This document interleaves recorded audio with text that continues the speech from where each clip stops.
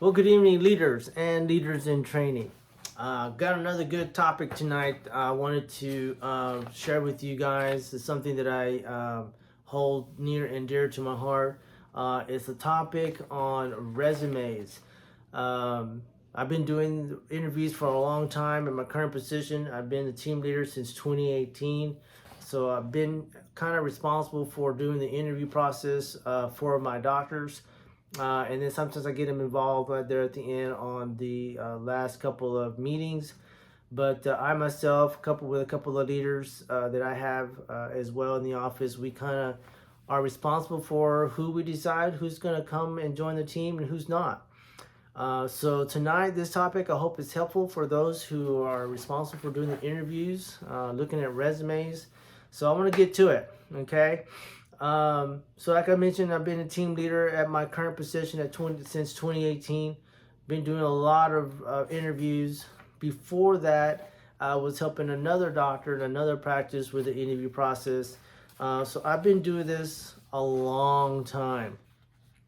So how do I know if a resume is gold or gold plated? Be honest with you, it takes me about 2 to 3 weeks. That's how long I've been doing this. It does not take me long. Okay, sometimes it doesn't even take me 2 weeks. But at the most, 2 to 3 weeks, I can tell if that resume that I was looking at before we call that person in, I can tell if that resume was made out of gold or if it was gold plated. Okay, let's face it, people are going to put on their resume what they want to put on there so they can get hired. Okay, now it's up to you as the team leader or the person doing the interviews to ask the questions, the right questions, the legal questions that you are allowed to ask to figure out whether or not this person is somebody you want to add to your team. So it does not take me long. Okay, 2-3 weeks at the most. I got you. Okay, how do I know that? I know that because the other leaders that I mentioned earlier, I do have other leaders on the team. If depending on what department that we're looking for to hire a new person, I will assign somebody to do the training. I will go meet with that person that's doing the training every once in a while, periodically, and I'll get some feedback. How's the training going? Is this person getting it? Are you having to repeat yourself? Are the mistakes happening over and over and over? So I get feedback from that leader that's doing the training. I myself, in the optical department, I do all the training there pretty much. But there are other departments where I depend on other leaders to do the training for me. I can't do it all, folks, okay? But I do depend on my other leaders in the office to do this for me. So that's how I know that. I get feedback from those leaders, those other trainers. Myself, I'm walking around, listening, watching, observing. How is this new person that's getting the training? How are they performing? Okay. So that's how I know. And to be honest with you, the funny part about that is sometimes, as the team leader of the office, I'm kind of sometimes the last one to know if this person is going to be the weak person or a strong person. The people that are going to know whether or not this person is going to work out first, believe it or not, are the other team members, the strong team members. It's somebody that it's almost like sharks in water. They're looking, they're watching. Okay, but a lot of times, most of the times, I am sometimes the last one to know. They will know. The strong team members that I have and their strong team members that I have, they will come up to me and say, man, not so much, Dave. Or they'll say, you know what, this person's probably going to make it. We're getting along just fine. The attitude is great. They're coachable, teachable. They're getting everything that we're trying to train them on. And so they're going to work out. So I get a lot of feedback from pretty much everybody in the office. Let's face it, the doctors, a lot of times, no offense, but sometimes you guys need to be in the exam room doing exams. You don't need to be observing the training, okay? If you're observing the training as a doctor, you're not seeing patients and your practice is not making money. So you got to depend on your leaders to do this right, okay? So as a story that I wanted to share with you and add to this training session, a lot of times I've shared with you guys in my videos, I did serve 15 years in the Marine Corps, and you know, I as a recruit, a lot of recruits did not make it. It was 13 weeks of hell that I just don't, I don't wish on everybody. I don't wish on anybody. I'm not saying that being a United States Marine is impossible, but it's not easy. What I'm trying to say here is, if you wanted to become a United States Marine, you need more skills other than just running fast, okay? Yeah, running 3 miles in under 28 minutes, that is something that you need to do to become a Marine. Back in the day when I was a lot younger, I remember I used to do those 3 miles in about 19 minutes, but you needed more than that. I was already fast. I've been running all my life, okay? But what I also needed, other than being fast, was other skills, okay? Number one, man, you had to be tough mentally. That mental toughness to become a United States Marine is vital. What's between the ears, a lot of times for a lot of recruits, matters. And that's what's going to probably get you through those 13 weeks to get you to graduation. The other thing, I mean, let's face it, as a new recruit, you know, you're trying to figure out, you know, who do you trust? You're in a new environment. You've never been in this environment with other people you've never met before.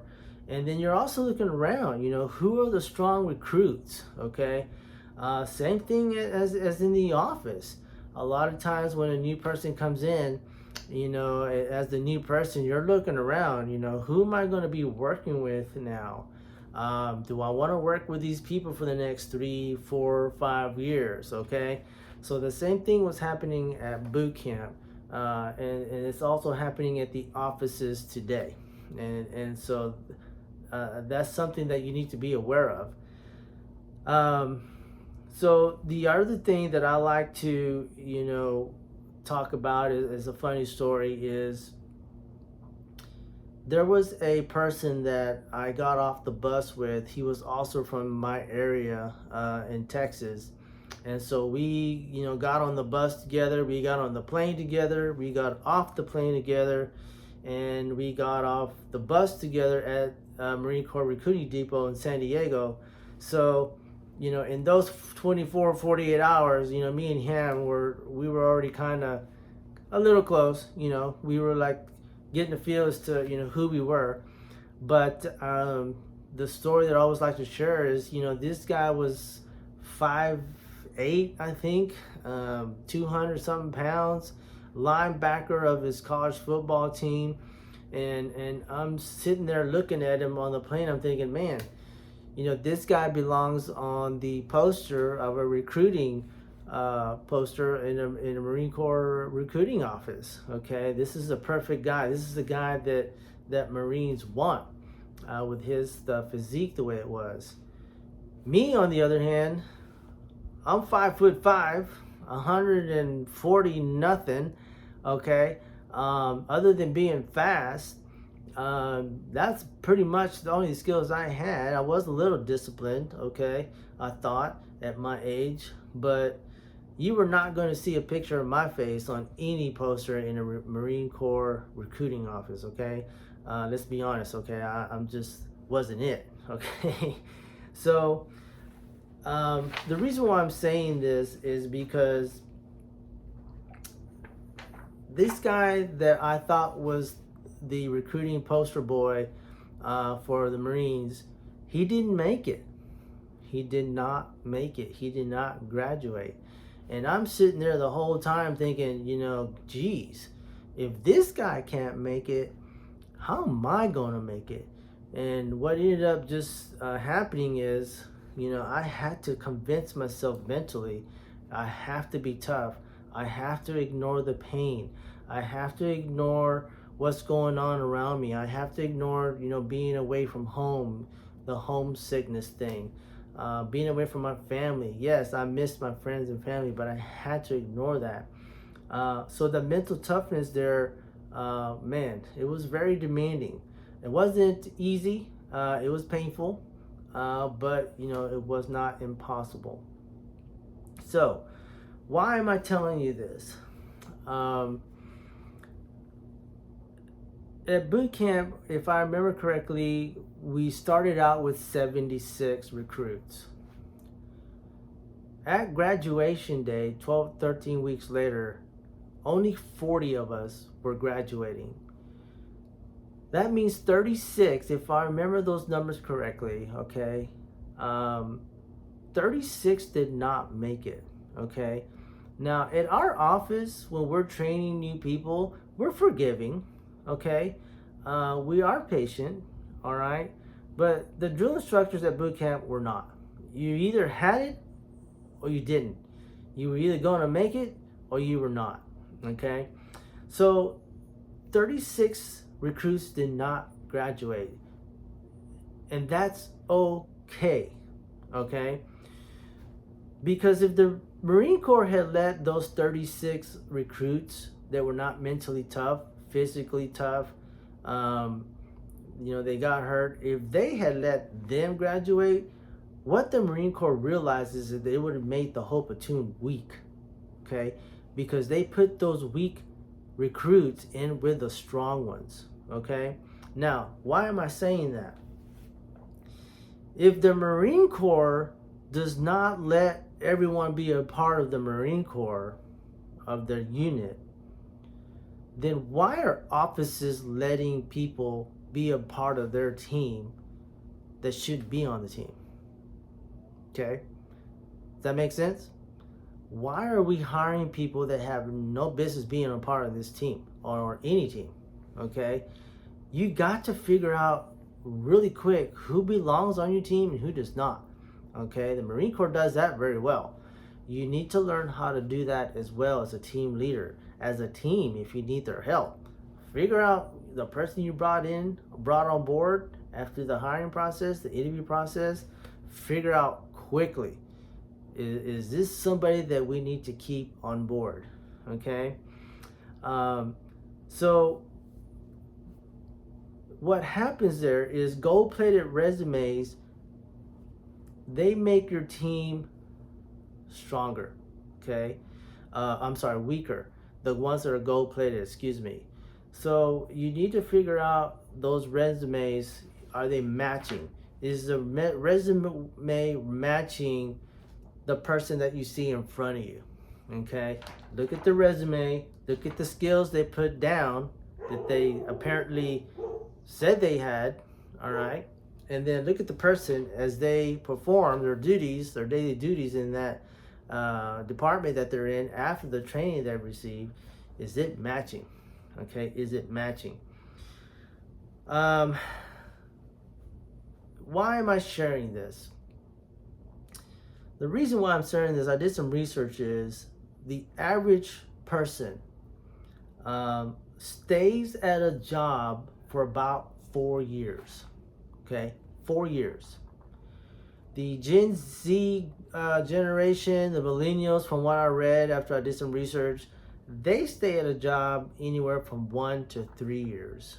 Okay, if you are 55 or older, statistics say you're going to stay at a job on an average about 10 years.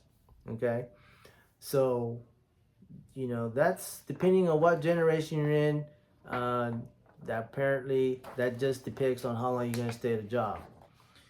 Okay, so knowing those averages, those how long a person stays at a job, one day I just decided, I was thinking about it, what is my job as a leader after I see these resumes?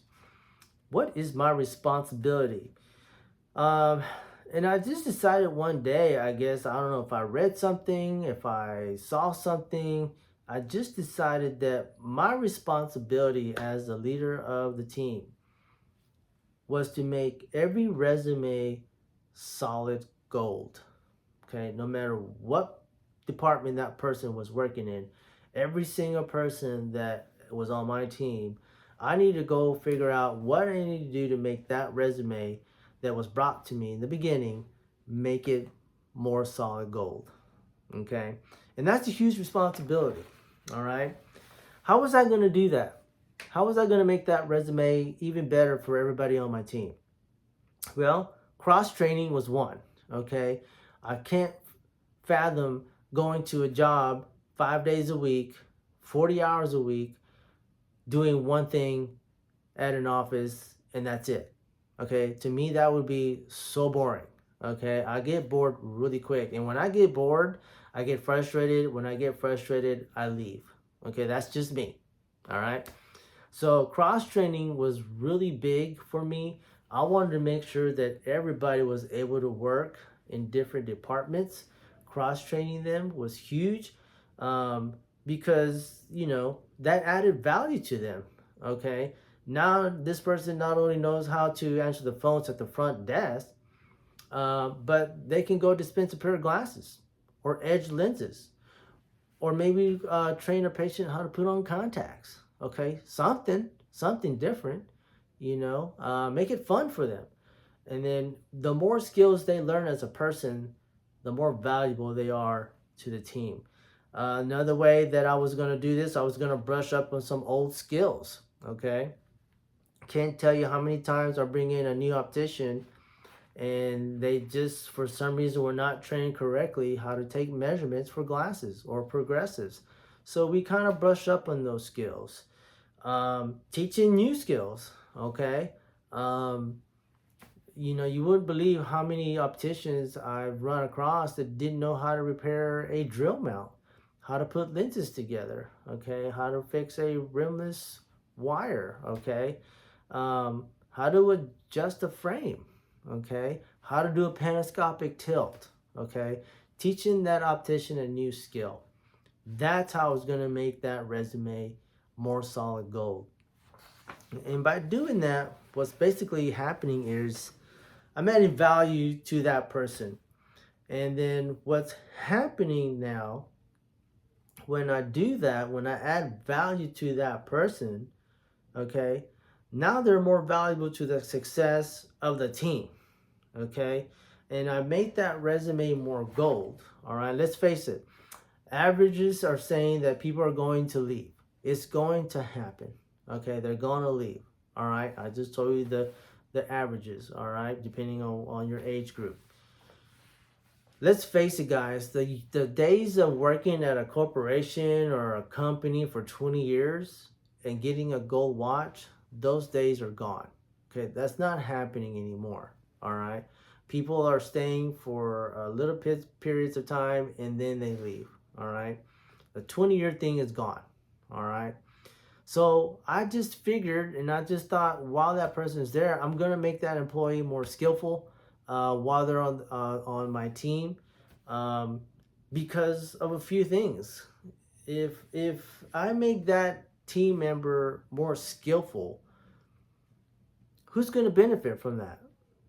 Your patients, okay? And if your patients are benefiting from your team being more skillful, more knowledgeable in their craft, then if the patients are benefiting, then eventually your practice is going to benefit. Okay, the bottom line, all right? And so as you can imagine, funny thing how this works, as you train your team to be better, your practice is more successful, okay? And your patients come back, okay? And that's what you eventually want. It's funny how that works, okay? A lot of people get it reversed. Train your people first, and the patients will know it, and they'll feel it, and they'll sense it, and they'll feel like they're getting a service now, okay, from people that are more knowledgeable and they know what they're doing, all right? So now people do stay, okay? I do have people on my team that are stay for 5 years, 7 years, 8 years, 9 years. I myself have been at this practice for 16 years, so people do stay, okay? But I'm talking about the averages here, okay? And so while they're there, I'm going to give as much training as I can, okay? Work on that resume, make it gold. The 90-day thing. Everybody, a lot of offices go by this 90-day thing, okay? By the 90 days, you should know if this person is going to make it or not, okay? If it takes you that long. Trust me, our team, our leaders, we know way before 90 days if that person is going to make it or not, okay? But if you need the 90 days, it's there for you, all right? A lot of people, unfortunately, though, when we get to those 90 days, a lot of people do not make it. They just do not make it. And I have to sit down with them and just explain, hey, you know, we tried training you this way. We tried training you that way. We tried training you with this person. We tried training you with that person. And unfortunately, it's just not happening. And so I have to, let you go. I have to let them go. Because that's, what's basically going on in those 90 days is two things. They're either going to make it or they're not, basically. Okay. That's what those 90 days are for. Okay. And let's face it, not everyone that we've hired in my team, not everyone has made it. There are a few that just, I had to sit down and say, I'm sorry. But I do two things when I let them go. Okay. One of them is I thank them. I say thank you for the time, for at least trying to allow us to see if you would work on this team with the system that we have. Unfortunately, it's just not happening. The second thing that I do is I do this, and this gets a lot of people. I always tell that person as I'm letting them go, use me as a reference. When you go to that next interview, when you go to that next employer, that next boss, or whatever the case may be, put me down as a reference. I'm not going to stab you in the back. I'm not going to kick you while you're down. Okay? Use me as a reference. Why? Why do I do that? It's pretty simple, actually. Everyone is good at something somewhere. Okay? John C. Maxwell, one of my mentors, got all his leadership books, or most of them anyways. I still got a couple I need to buy. But I've been studying John Maxwell and his leadership principles since 1998. Okay? Long time. He has this law in the 17 laws of teamwork. One of them is the law of the niche. Okay? N-I-C-H-E. So here's what the law of the niche says. Each person has a place where they add value. Okay?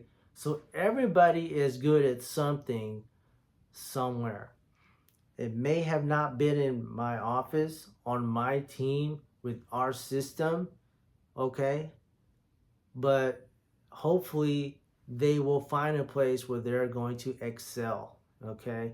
And that's okay, guys, all right? Now, 36 recruits did not graduate with me as a United States Marine. But who's to say that these guys didn't maybe go try to excel in another branch? You got the Air Force, the Army, okay? Coast Guard, Navy, okay? If they excelled over there, then good on them, okay? You never know. Maybe that's what happened. But if you let them go, they will possibly excel somewhere else. You cannot keep them on your team, okay? You can't do that. So the reason why I do that, is that it's very important that you let them go as soon as you know, okay? You just get this gut feeling. The other team members, the strong members, are meeting with you, and they're just saying, this is not going to work out.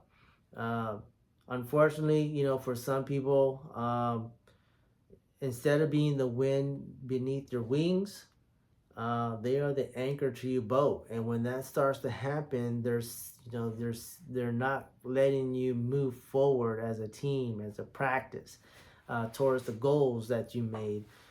So you have to let them go as soon as you can. So everyone can add value somewhere. If it's not going to be on my team, then so be it. Okay. I don't want anybody to fail. I want everybody to be successful in life. And if it's not going to be on my team, hopefully it'll be on somebody else's. Okay. Now, back to the military experiences that I have. As a squad leader, I was in charge of 12 Marines. Okay. On my squad, I had 2 fire team leaders. Eventually, one of those fire team leaders was going to take my place as a squad leader. Okay. And how good or how bad though that Marine is as a squad leader is a reflection on me. Okay. How good or how bad of a squad leader that next Marine is going to be is depending on how good or how bad I was as a squad leader. Was I a good leader for that fire team leader? Okay. And then as a platoon sergeant, you're in charge of a lot of Marines as a platoon sergeant. You have 4 squad leaders. Okay. Eventually, one of those 4 squad leaders was going to replace me as a platoon sergeant. How good or how bad that next platoon sergeant is that replaces me is going to reflect on me. How good of a platoon sergeant was I to those squad leaders in training them for that next level when they get promoted? And when they become a platoon sergeant, are they going to be good because David took the time how to train him to be a good platoon sergeant, or are they going to be horrible? Okay, and that reflects on me. Why do I say that?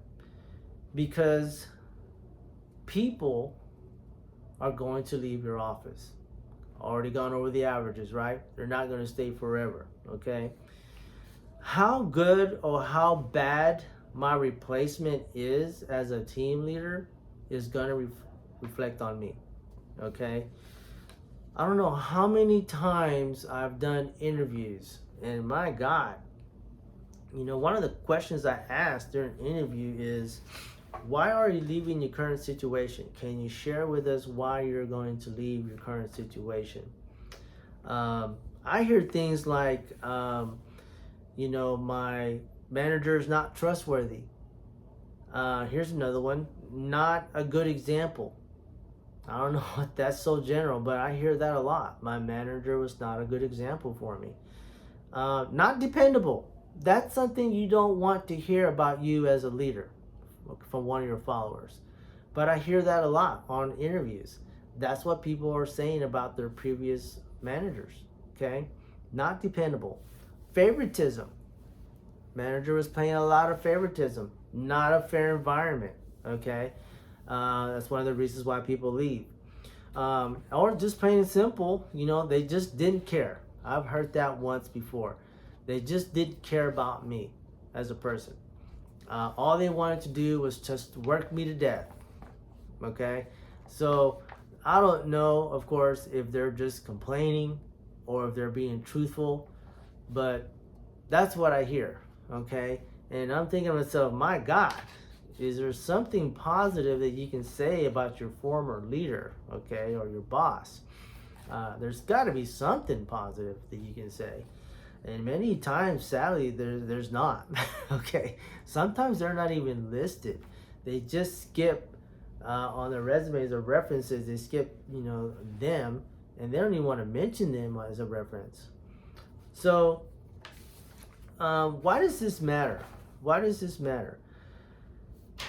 What they're going to say about me at the next interview matters to me.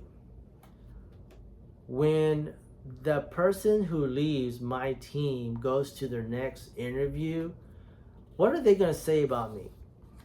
How good or how bad of an employee they are now, how good or how bad that resume looks now, that's a reflection on me, because I was their team leader, or I was their leader for 1, 2, 3, 4, 5 years. Okay.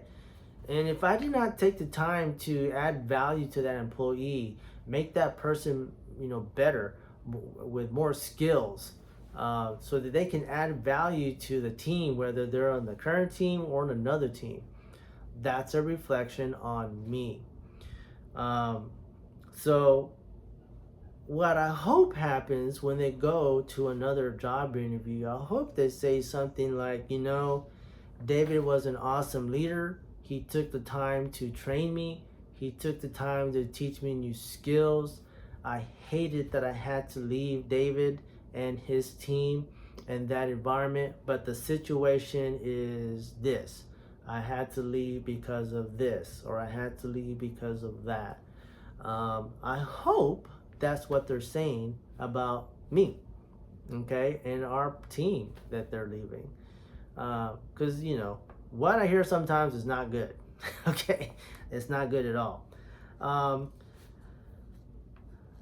What I decided to do is I made them more valuable and I make that resume more gold. One of the reasons why I wanted to do that is because I wanted them to be easy to be hireable. I wanted that person, if the situation occurred that where they had to leave my office or my team, I wanted them to be hireable again. And I wanted them to be hireable easy. Let's face it, it's a competitive market out there, okay? So I wanted them as somebody who was looking for another job, because I took the time to teach them more skills, become a leader in their department. I wanted them to be able to be easy to hire when they go to their next job interview, okay? One of the things that I hope that I get to do for them is I want them to have the confidence to go to that next job interview and just say, you know what? I need you to hire me because I have leadership abilities, thanks to David, my old team leader, and because my resume is now made of gold. It's solid gold. It's just not gold plated. So I'm hoping that I can do that for them as they go job interviewing. So that's basically it. What a responsibility it is not only to look at a resume, be able to judge whether or not you even want that person to come into your office. I can look at a resume in about 30 seconds. I can either decide if I want to just put it in the shredder, or if it's somebody I want to call and maybe set up an interview with. I can tell now. I've been doing this such a long time. But it's a huge responsibility, because you want to be able to look at that resume, see if it's gold or gold plated, see if it's somebody that can add value to the team that we already have, okay? They got big shoes to fill a lot of times. That's, like I said, we got people that stay in our teams for 5, 6, 7, 8, 9 years. So that new person has got some big shoes to fill. And if they don't do it quickly, they might not be there for a long time. Okay, our strong team members are gonna say, David, next. All right, sometimes it happens like that. So, I'm excited when new people come to our office, when we hire them. Like I said before in my other videos, when we hire new people, they bring, other ideas that I've never heard before. Okay, they bring new talents, new skills, new ideas that can maybe help our team in our current situation. And so when I see that, when I see people adding, immediately and adding to our team, I know they had a good leader at their previous job. Okay, and they were not just a follower, they were a leader somewhere in some department, and I can tell the difference. Okay, so know what you're looking at when you see a resume. You got to learn, really quickly if it's, you got to be able to tell if it's gold or if it's gold plated. All right. And if you bring somebody on, man, you got to observe that training, that new person. Are they getting it? Is that resume matching what you're seeing? If they resume said that they can do this, if they have that skill, and you're looking at them and they have no idea what they're doing, it's not matching. Okay, you quickly know that you may have seen a resume that was gold plated. Okay, so learn how to match that resume to that new employee. And if they don't make it, that's okay. You can't have everybody on your team. Okay, get rid of the weak ones, because if you add a weak person to your team, that's going to make the team weaker. You want to make the team stronger by adding strong team members, whether they're new or old. You gotta have strong team members. Okay, so huge responsibility. I mean, huge responsibility. So I'm going to end the topic with that. Got some things that I wanted to bring up here at the end of this video. One of the things I wanted to talk about is, now that I'm learning how to do this YouTube thing, I do want to say that at the bottom, if you have some comments, some constructive comments, okay, not opinions, but facts. Stick to the facts, okay? Make some comments, okay? Make some comments, and maybe it's something that we all can learn from, okay? I'm still learning, okay? I'm not perfect. If there's somebody out there that has an idea or something they're doing when it comes to resumes, make a comment. Something that'll help others, okay? Because we're all in the same boat, okay? This industry, the optometric industry, is a small industry, okay? It's a small world. We all know each other. Let's help each other, okay, in the private practice sector, okay? So make some comments. Subscribe to my channel. This is going to help me in my future goals. Eventually, my goal, if you don't know already, I share with a lot of people. I'm practicing how to do these videos because eventually I want to be a speaker in front of big crowds. I'm hoping, my goal is that I eventually meet you guys. I get to meet you guys at SECO or Vision Expo or TOA somewhere, okay? My goal is to be able to teach you guys about leadership in the optometric industry, help you guys grow your team, your practice.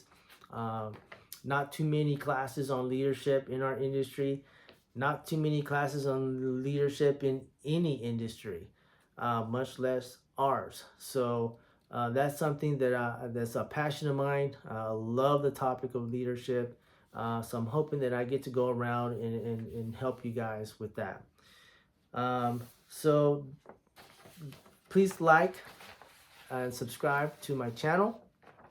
The last thing that, one of the things that I'll bring up, as you probably already know, I do have a book that is out, which is better, 1 or 2, how to have a great team.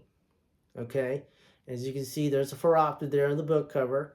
So I wrote that book to hopefully help those who are leaders and leaders in training in our industry.